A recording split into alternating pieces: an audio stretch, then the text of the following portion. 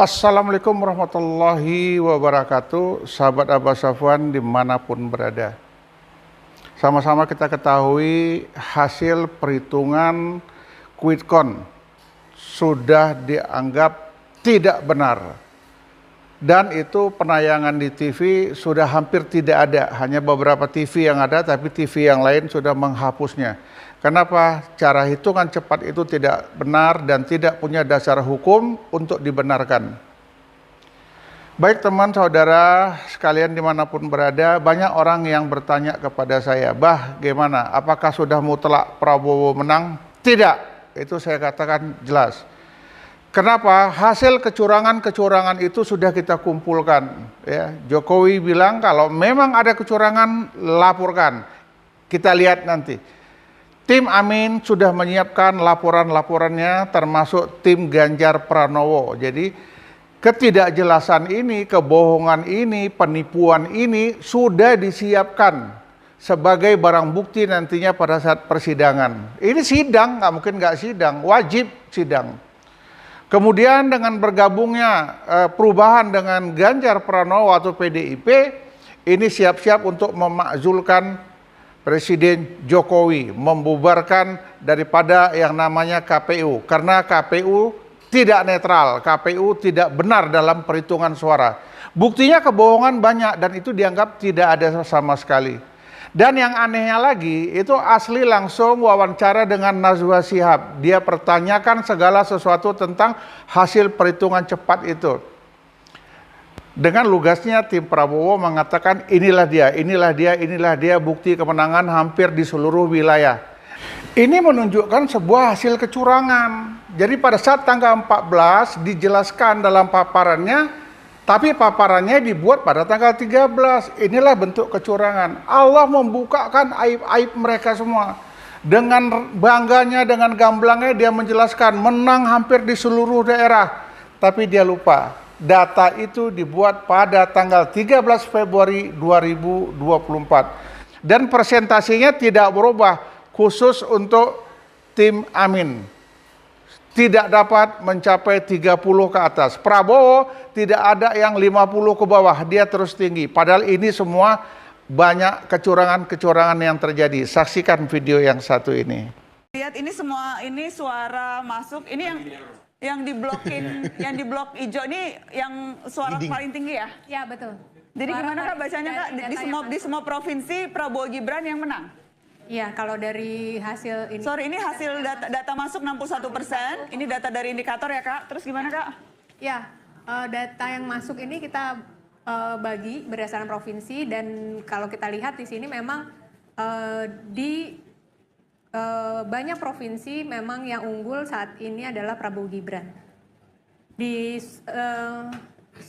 Sumatera bagian utara, Sumatera bagian selatan 67,34, di Sumatera bagian utara 45,77, di Banten ada 56,3%. Wow. Ini yang Jakarta ya? Tadi tuh Jakarta sempat angkanya yang leading Anies Muhaimin loh. Ya. Ini tapi tipis banget sih. Bedanya tipis memang. Bedanya tipis, mungkin nanti hasilnya mungkin gimana? Margin error juga masih ada kan? Iya. Margin errornya berapa Mbak? Kenapa? Margin errornya berapa? Plus minus 1%.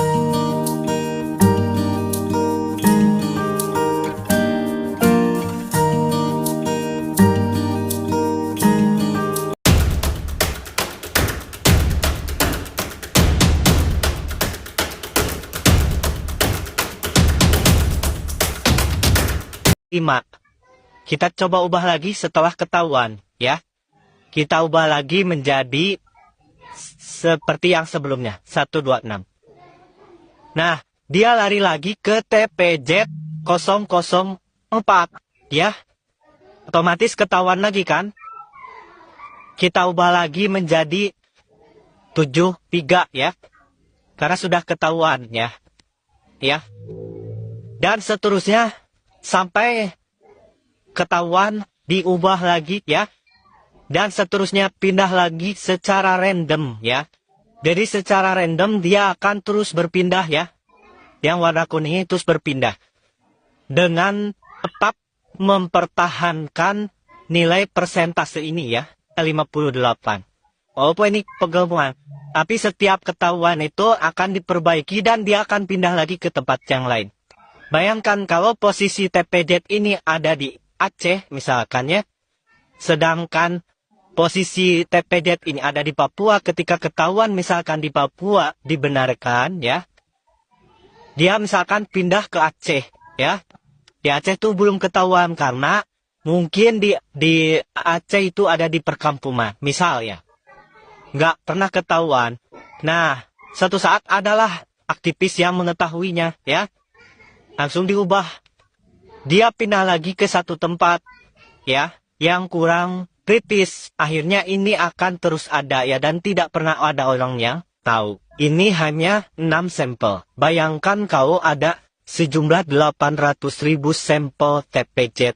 Betapa capeknya kita harus mengubah setiap kesalahan tersebut ya.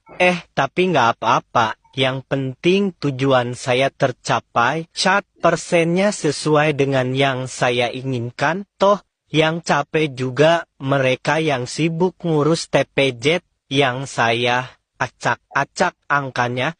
Walaupun angkanya terkesan mengada-ngada, yang penting persentase catnya sesuai keinginan saya.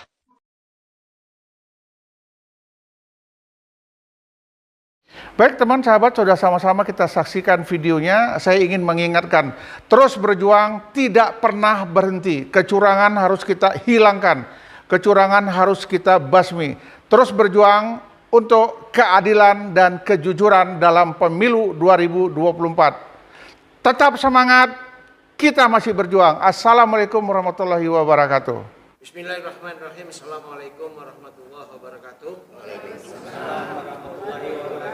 Kita kabarkan kepada seluruh pejuang perubahan untuk bisa menghadiri undangan kami dalam rangka kita konsolidasi menolak hasil Pilpres 2024 di Jalan Pekayun 117, Pejaten, Jakarta Selatan.